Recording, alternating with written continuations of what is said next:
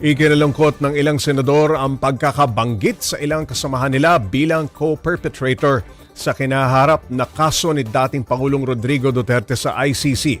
Para bigyan ng mukha ang balita live mula sa Senado, si Mobile Journal Merimon Reyes. Merimon.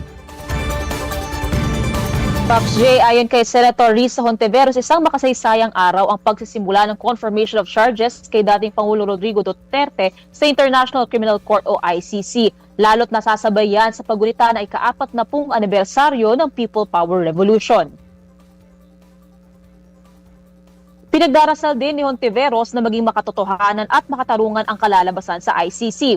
Pero dagdag ng senadora patungkol sa pagbabanggit ng pangalan ni Senator Bongo at Bato de la Rosa bilang co-perpetrators ng umano'y war on drugs ng Administrasyong Duterte, mahirap man daw o masakit kakailanganing harapin ang mga kinakailangang proseso kasunod ng mga naibubunyag.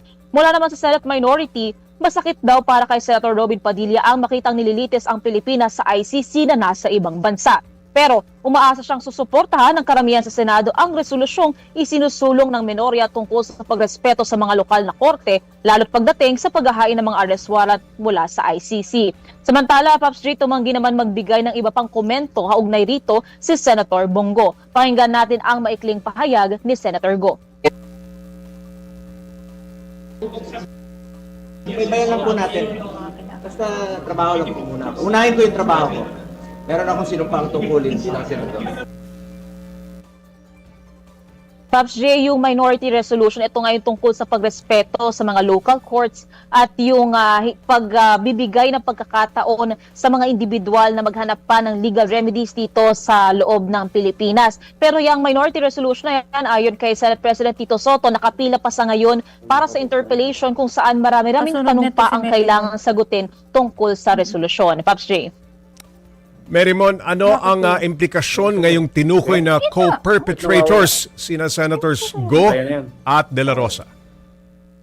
Pops J, nakadepende kasi yan sa magiging after ng linggo na to, within 60 days, magkakaroon naman ng pagsasalita ulit ang ICC tungkol sa kanilang confirmation of charges. Pero dito sa Senado, sa ngayon, ang sinasabi kasi ni Senator Go, tuloy-tuloy pa rin naman daw ang kanyang trabaho. Yung huling ambush interview din ng media sa kanya, sabi niya, di naman daw siya absent, di rin daw siya mawawala kasi may mandato raw siya na kailangan niyang gampanan.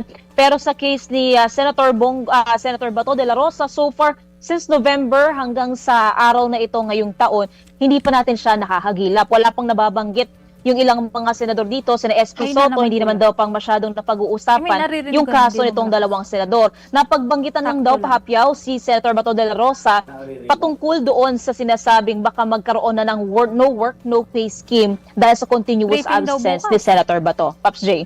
Okay, Merimon, kamusta ba si Senador Go nung nakausap niyo siya kanina? Kamusta ang kanyang, ano ba ang kanyang reaksyon? Nababasa niyo ba? Oo, Pops J, ilag siya kanina na sumagot talaga sa mga media. Sadyang nilapitan lang din talaga namin si Senator Bongo kanina. Even yung media relations officer niya, parang nasabi rin sa amin negative kung sakaling nais namin makapanayam itong senador. Pero kanina naman, naging maikli yung pagsagot naman ni Senator Go at ang sinasabi niya, tumatayo pa rin daw siya doon sa kanyang mga lumipas na pahayag ng mga statement. At ang sinasabi niya ngayon, subaybayan na lang daw yung confirmation of charges sa ICC. Hayaan na lang daw na matapos muna ito. Pero para sa kanya dito sa Senado, trabaho raw muna siya. Pops J. Merimon, nasa na ba si Senador Bato? Napag-uusapan na ba kung kailan ito babalik sa trabaho?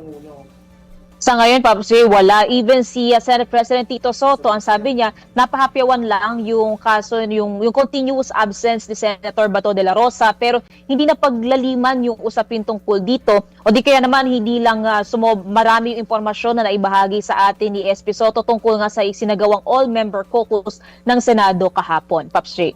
Meron mo na pag-usapan din dyan sa Senado ngayong araw ang anti-political dynasty bill. May date na ba kung kailan planong talakayin ang minority resolution? Pops J, yung committee report from the Committee on Electoral Reforms, ito yung tungkol sa anti-political dynasty bill na sa ngayon, ang sabi ni Senator Risa Hontiveros, ito na yung lumalabas na posibleng maging versyon ng anti-political dynasty bill sa Senado, pero bukas pa rin ito sa possible amendments or changes. So far kasi ang nagiging laman nito hanggang sa second civil degree of consanguinity or affinity, yung magiging sakop ng ban. So ibig sabihin yun, kukuwari yung isang individual, yung kanyang magulang, yung kanyang asawa, yung kanyang mga anak, kapag kayang mga yan pasok sa political dynasty, sakop sila nung ban na possibly kung sakaling maipasa siya within this Congress by June, by 2028, magiging applicable na raw itong anti-political dynasty law. Ang sinasabi naman ni Senator Risa dito, bukas siya sa magiging suggestion pa ng kapwa niyang senador, lalo patungkol sa magiging sakop nitong panukalang batas. Pops J. Maraming salamat, Mobile Journal Marymon Reyes.